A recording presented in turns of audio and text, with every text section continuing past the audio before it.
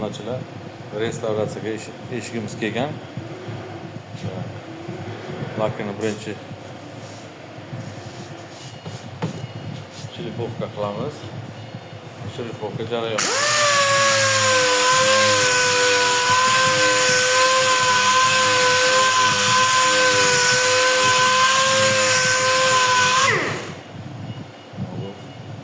Bitta grubiy shlipovka, keyin undan keyin yana melki shlipovka qilinadi. Keyin o'zimizni masalan oq eshik qiladigan bo'lsak, o'zimizni oq gruntovkamiz bu o'sha sepiladi. Yana masalan yengilroq 320 shtuka bilan yana shlipovka qilinadi-da, keyin emal sepiladi. Finish emallar bor. Yaxshi bitek Turkiyaniki. Restavratsiyaga eshiklar bo'lsa, bemalol обращаться qilishlaringiz mumkin.